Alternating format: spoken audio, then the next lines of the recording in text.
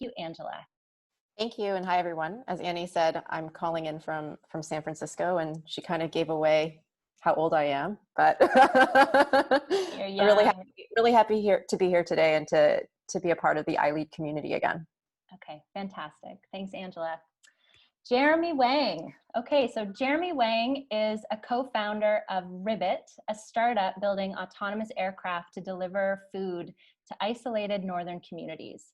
Prior to Ribbit, Jeremy was the Chief Technology Officer of the Sky Guys and the Executive Director at the University of Toronto's aerospace team.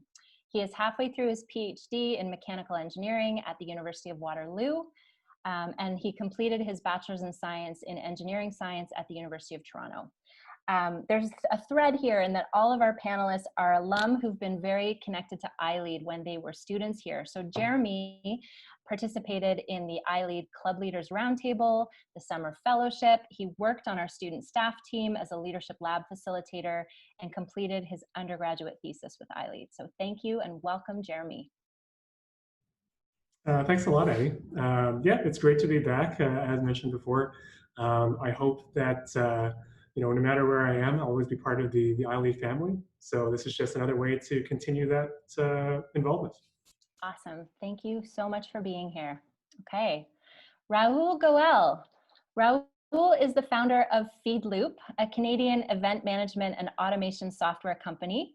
Team FeedLoop is on a mission to create affordable event technology and help conference and trade show planners streamline and monetize their events in new ways. Rahul graduated from the University of Toronto in 2016 from the Engineering Science program Aerospace Option, where he founded the Space Robotics Club called the RSX, Robotics for Space Exploration, and was actively part of the Entrepreneurship Hatchery and ILead.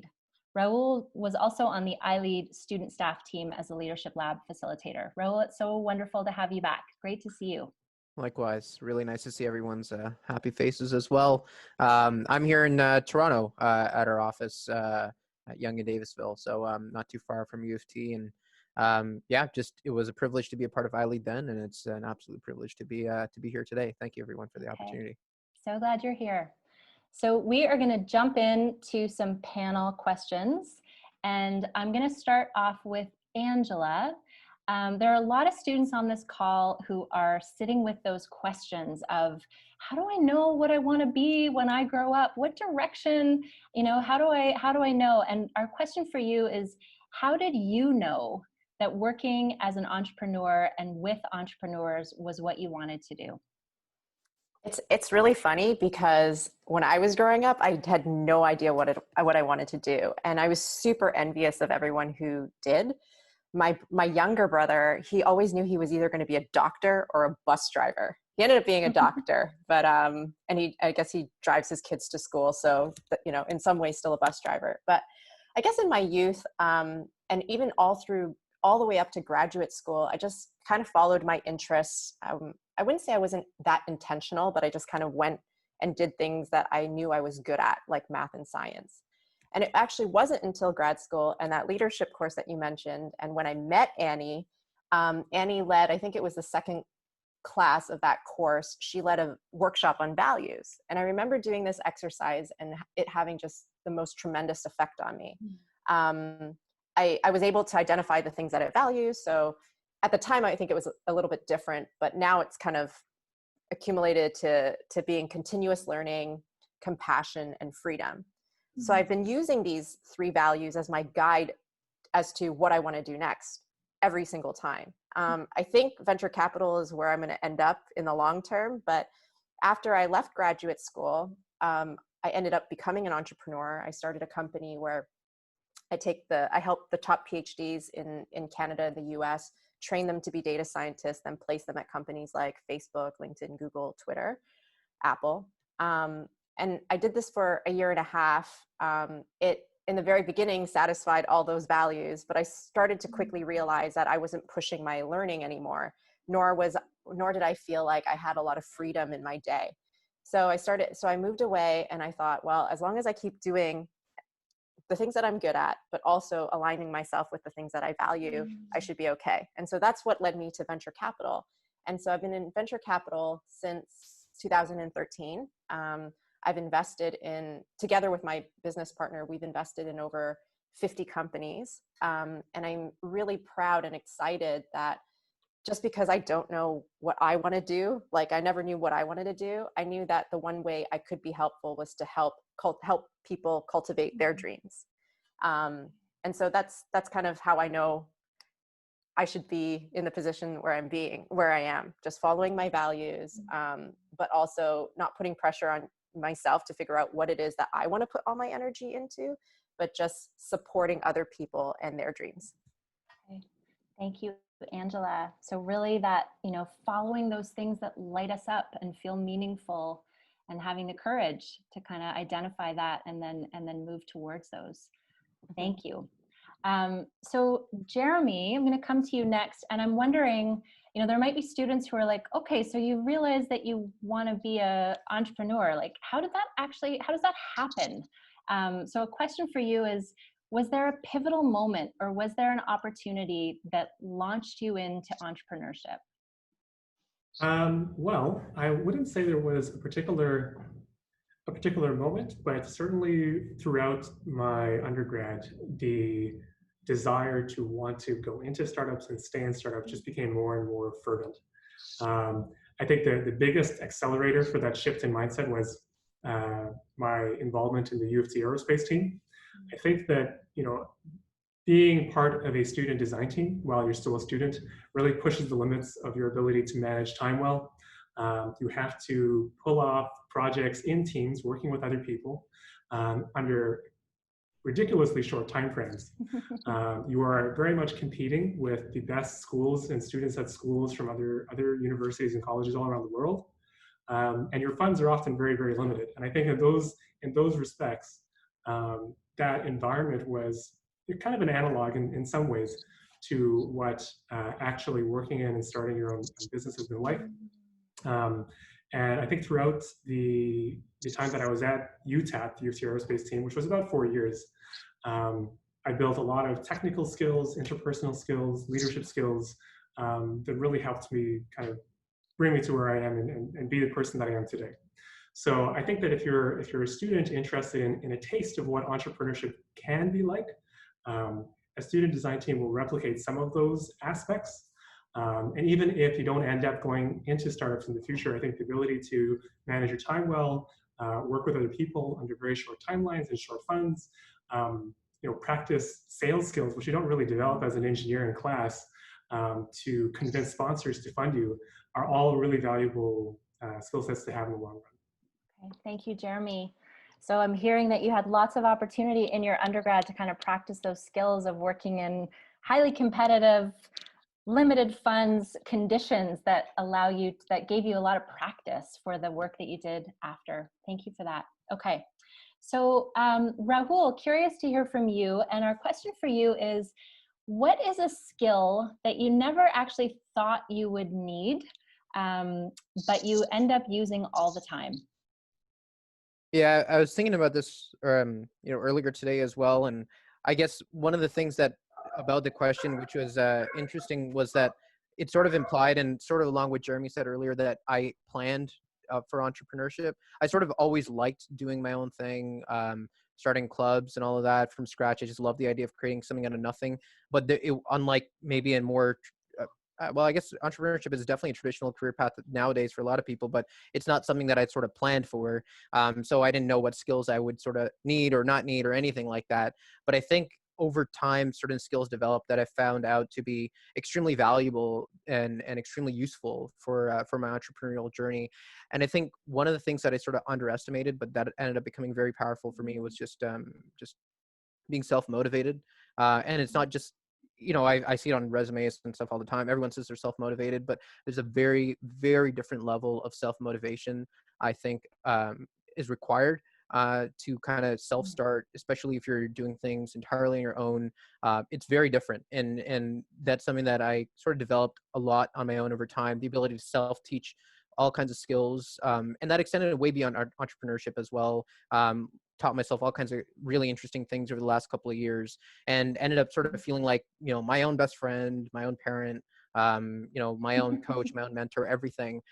You have to really feel very comfortable in your own skin and be able to solve problems on your own, be able to guide yourself, discipline yourself, and that sort of level of just self-control is something I'm still trying to practice as much as I can, but turned out to be something that I didn't plan for, but ended up being very useful.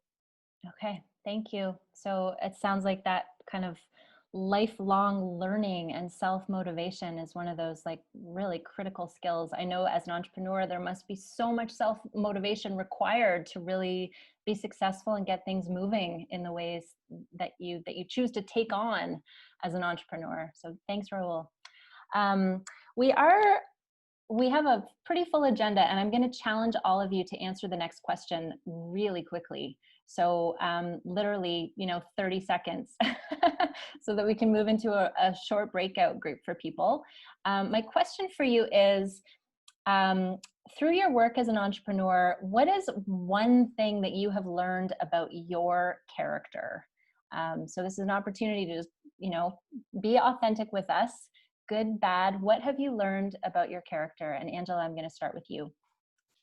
I think in school, every answer to a question is very binary. It seems like yes or no, right or wrong, moral, immoral, black and white.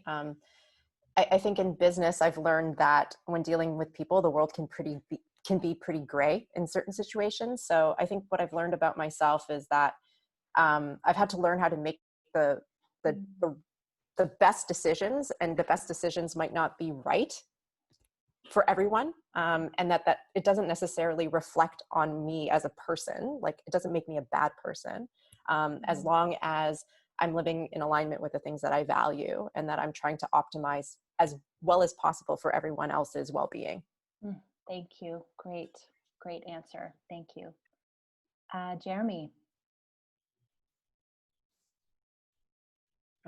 Yeah, I think actually I'll go back to something that Angela said earlier about having a real passion for wanting to enable others to live their dreams while you're still kind of figuring out what you want to do. I think for me, the thing I discovered about my own character through entrepreneurship is that deep down inside, I think in my heart, I'm still really more of an educator than an entrepreneur. But the reason why I think startups is the right place to be is because you have the chance to inform your investors, your customers. You have the chance to inform the world really about a problem that matters to you and why your solution is the one that's going to fix that problem. And at the same time, as a founder, you have this enormous responsibility to facilitate all this great work that your team is doing. So I think in all those respects, you're educating the people around you, you're educating the people you work with, you're educating yourself on what it takes to achieve the goals that you've set for yourself. And I think that as much as maybe working in a university or in a formal institution would be the traditional way to be an educator, I think I'm sort of doing that in a startup right now. Okay, beautiful. Thank you. And briefly, Rahul. Yeah, I think just very quickly, two things that just they're so hand in hand. I think I've discovered that being loyal to things is a very important part of my character. Very dedicated to things that I've always been deeply passionate about. The most simple and funny thing, but it means a lot to me, is I've always wanted to be an astronaut, and I'll never give up on that. And just being eternally optimistic, and it's sort of a double-edged sword. Everything always feel very confident in everything, but at the same time, sometimes that could cloud judgment as well. So something to watch out for. But that optimism is just a very, very important part of my character, I believe. Okay, awesome. I wish we could just like dive right into all those three answers and have a more extended conversation about that. There's so much juiciness in there in terms of who you are and what you've learned and what you're drawn to. So thank you. We want to move. We're going to come back to the slides, and we want to have an opportunity for you to connect in a small group. You'll be in a group with probably 3 other people. This will just be 5 minutes, and it's a chance to just connect with your peers here. So the prompts are, and these will be put in the chat as well, to share your name, and then to have a brief discussion. What have you heard so far that has inspired you or sparked your curiosity? So we're going to send you off, and we will see you in 5 minutes. So welcome back. Hope you enjoyed having a few minutes just to connect with a couple of other people on the call and have a little bit of a conversation. We're going to dive into some more panel questions. And the first one is a question about failure and setbacks. And there's a Brené Brown quote that I just wanted to share, which is, "There is no innovation or creativity without failure." So really taking those risks, there's always the opportunity of something not working out. And I wanted to ask Jeremy, we're talking about failure from very much a growth mindset and with a lot of self-compassion. This is a universal experience. We all experience it at times. How have you grown or benefited from your failure?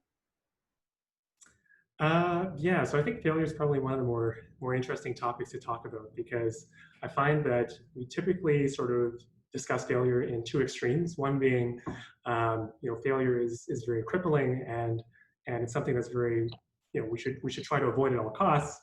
And the other being sort of a dismissive, well, so you fail, failure is part of innovation. It's totally fine, natural, we can sort of gloss over it.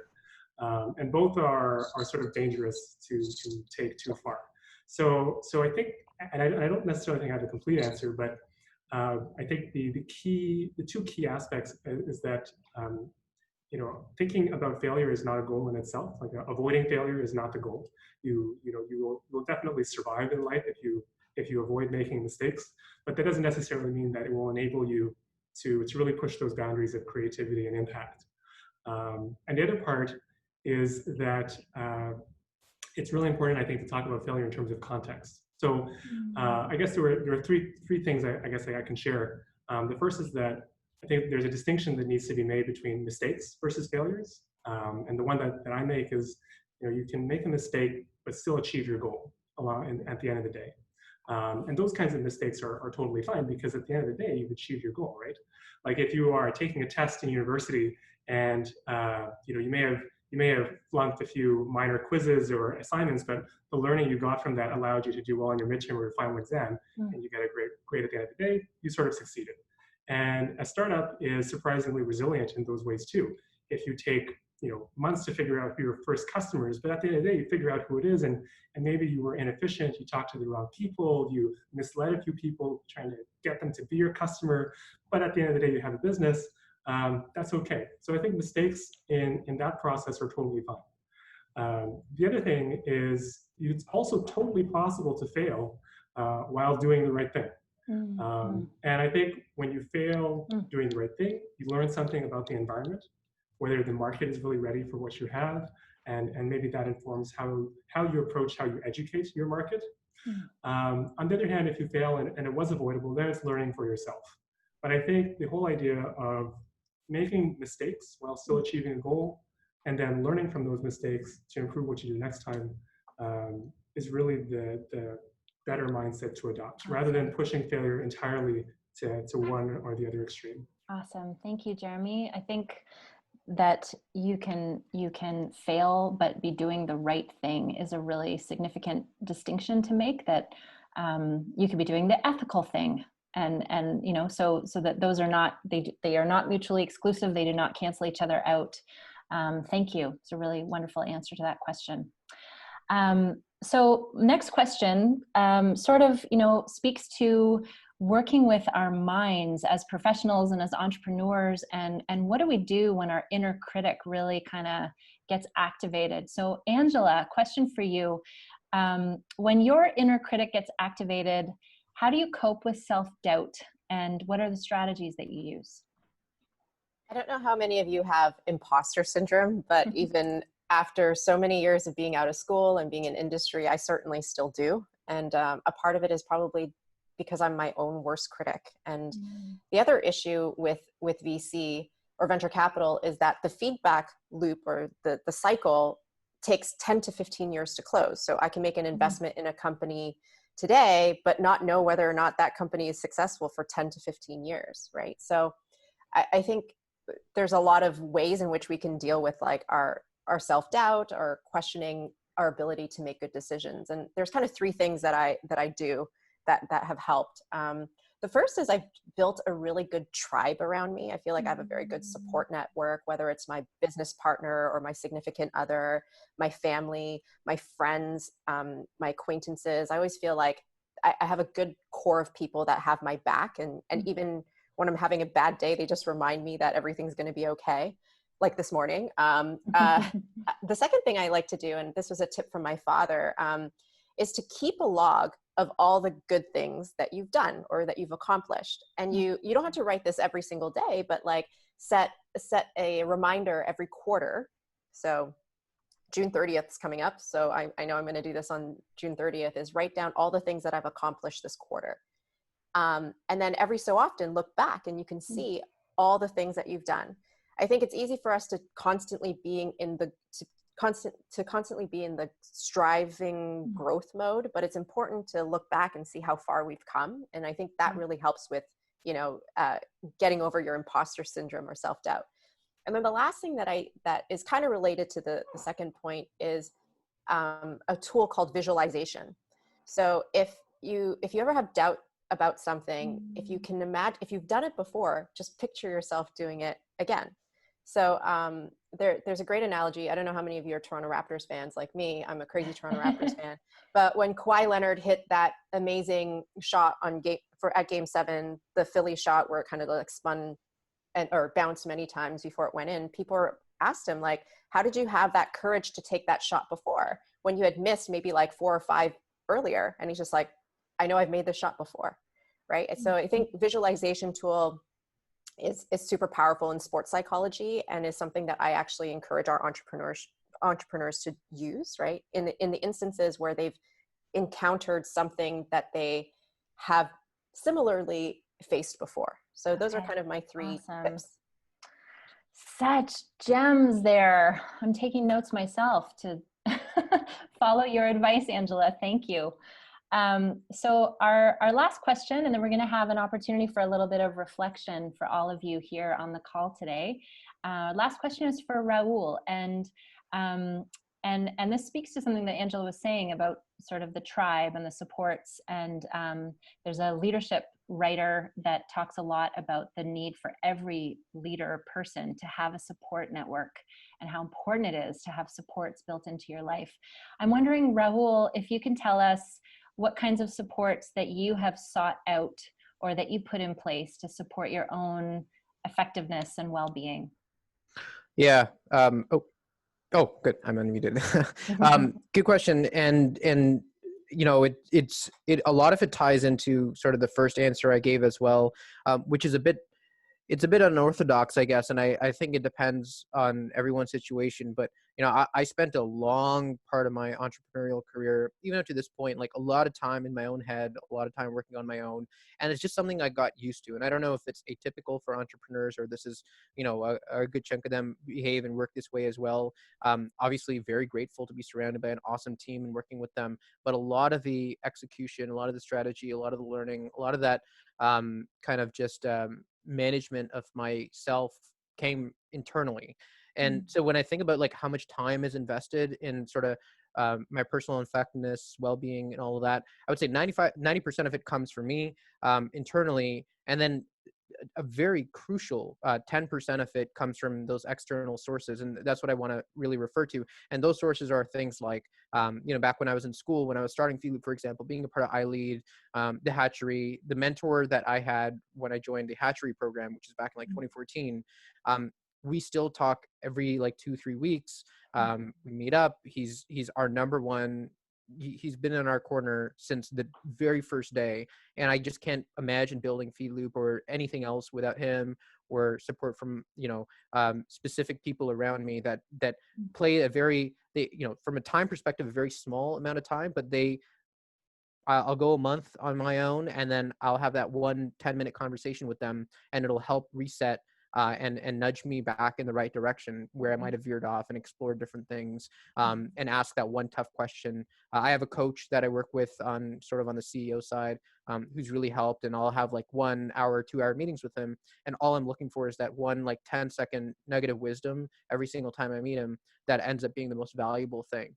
Awesome. So yeah, a lot of it comes internally and a lot externally as well. Great. Thank you for that.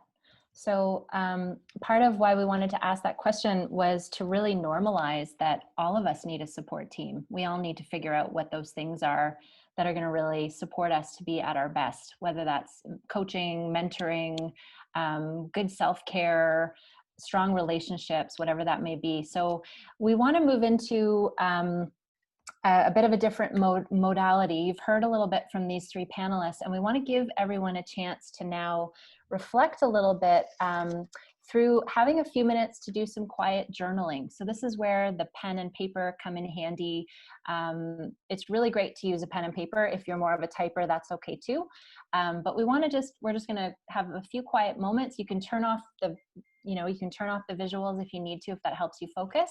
But just a moment to ask yourself these questions.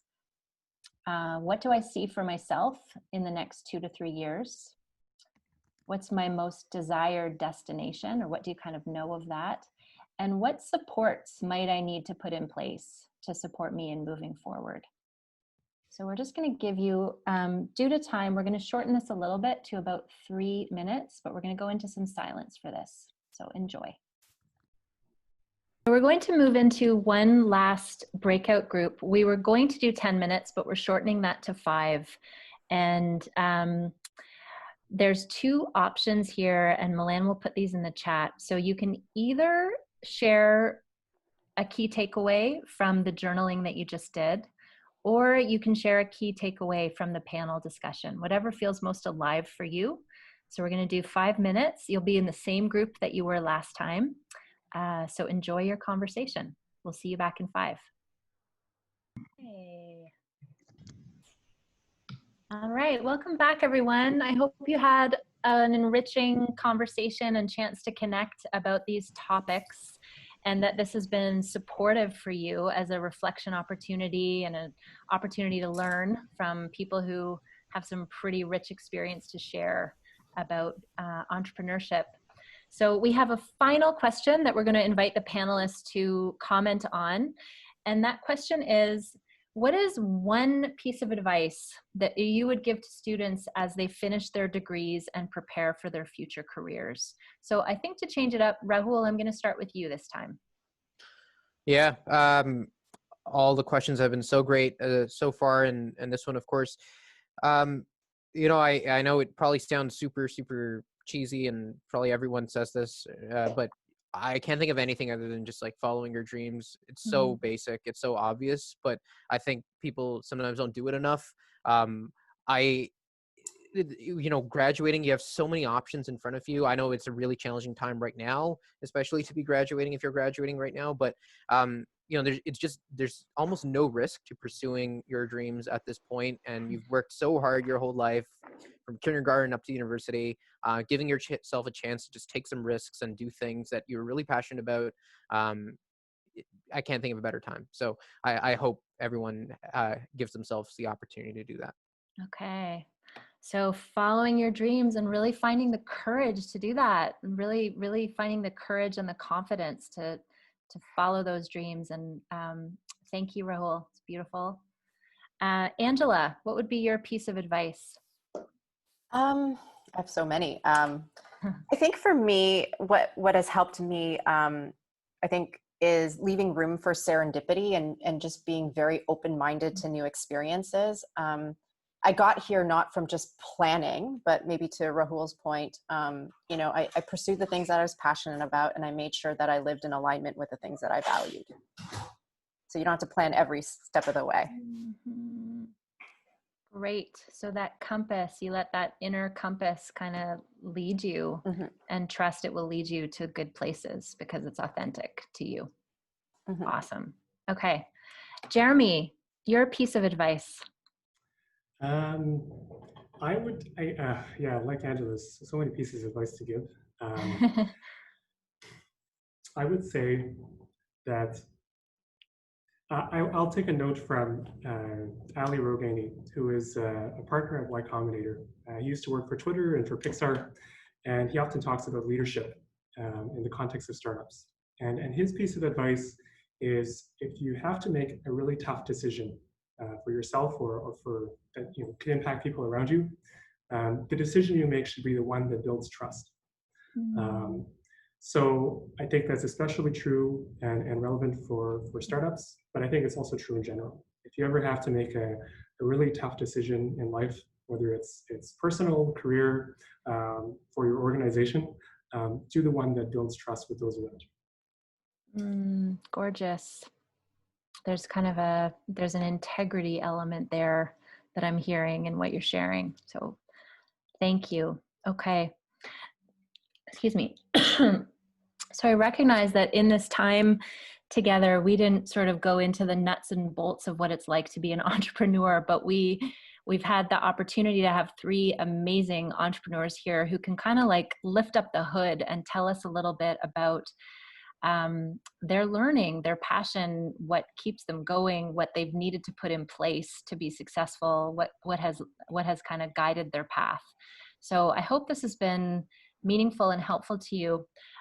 We have a final slide that we'll pull up in a second. And there will be some feedback that will come to all of you participants to get a sense of what this was like for you. This was the first time we did it, so and there will be more to come. Here's information about how to register for the next one. And at this point, I just want to see if Milan, who has been kind of monitoring the chat, if there's anything that's come up in the chat in our last couple minutes that we might want to touch base on. Yeah, absolutely. I think we saw a couple questions come in, and I'm just aware of time, but one that is really interesting here and might be interesting to kind of step into right now as a starting point for people coming out of this call is this notion around how do you know when you're ready to become an entrepreneur? And maybe this is a question for everybody, or if anyone in particular wants to step in, but is there like a moment, or is there just a deep understanding, or is any time the right time? And maybe I'll throw it over to Jeremy first, and we'll just kind of go from there. Oh man, I love this question.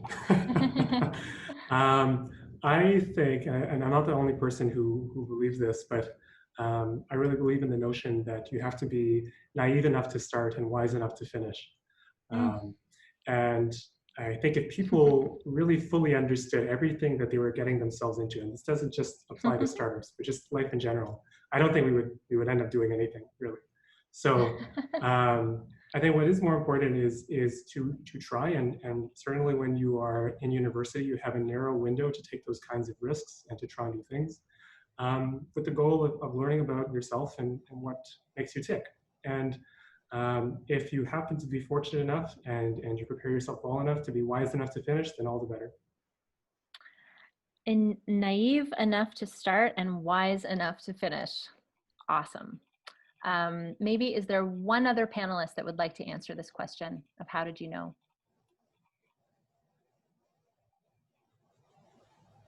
I can quickly comment, and I can say that I think entrepreneurship, there's no degree really for it, or there's no way to measure, and it's just lifelong. You could be an entrepreneur, and you still will have so much to learn, so much more to achieve. So there's never going to be a point where you'll really feel ready. I think I never ever feel like I know even close to what I need to know, because I feel like every time I get somewhere, it just unlocks a whole new level of growth and a whole new set of challenges. I think you can, just like anything else, practice for that. I think teaching yourself skills, and it doesn't have to be related to business, just being a self-starter, and just learning new things all the time will help you develop the mindset where you'll just feel ready and you'll just gravitate into that role, and you'll be ready to go. And then just keep a very open mind. And I think really okay. Okay, awesome. So we have come to the end of our time. I want to thank the panelists so much. I know that Angela and Jeremy both need to leave us, so thank you for being with us today. We are so grateful for your time. Rahul has a few more minutes, and we're going to close the formal part of this. And for those of you who want to stick around for a little bit more informal conversation, we'll stay on the call for another 10-15 minutes. So thanks to everyone. Thank you, everyone. Yeah. Thanks, Annie. Thanks, everyone. Thank you, Jeremy. Thank you, Angela. Take care. You too.